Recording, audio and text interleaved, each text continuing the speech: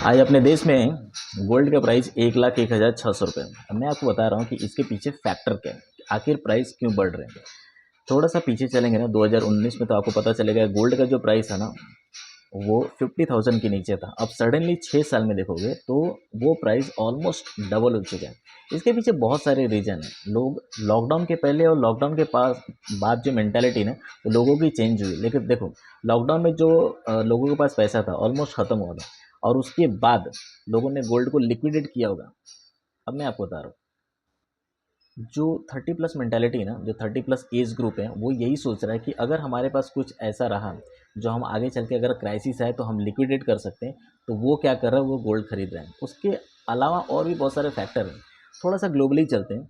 जैसे कि अमेरिका का रिजर्व बैंक है, अगर वो इंटरेस्ट रेट कम करता है ना तो वहाँ के लोगों के लिए फ़ायदा होगा। लेकिन जो बाहर से इन्वेस्ट कर रहे हैं लोग, उनके लिए रिटर्न कम होगा। तो वो क्या सोच रहे हैं, उनके पास अदर ऑप्शन है कि हम शेयर मार्केट में इन्वेस्ट करते हैं, हम क्रिप्टो में इन्वेस्ट कर सकते हैं, और वैसे ही उनके पास थर्ड ऑप्शन है, वो गोल्ड में भी इन्वेस्ट कर सकते हैं। और हम सबको मालूम है कि gold all over the world as a asset accepted है। अब इसके बाद थोड़ा बाहर चलते हैं। चाइना और रसिया, वो भी क्या करना, बड़े पैमाने पे गोल्ड को खरीद रहे हैं। अब मैं आपको बता रहा हूँ कि जो वो गोल्ड खरीद रहा है ना बड़े पैमाने पे, उसके पीछे रीज़न ये है कि वो अपनी करेंसी को स्ट्रॉन्ग करना चाहता है। अगर वो अपनी करेंसी को स्ट्रॉन्ग करने के लिए यूएस का जो डॉलर है उस पर अपनी डिपेंडेंसी को कम कर रहा है, क्योंकि उसको भी फॉरेन ट्रेड में क्या करना है, अपना इन्फ्लुएंस रखना है।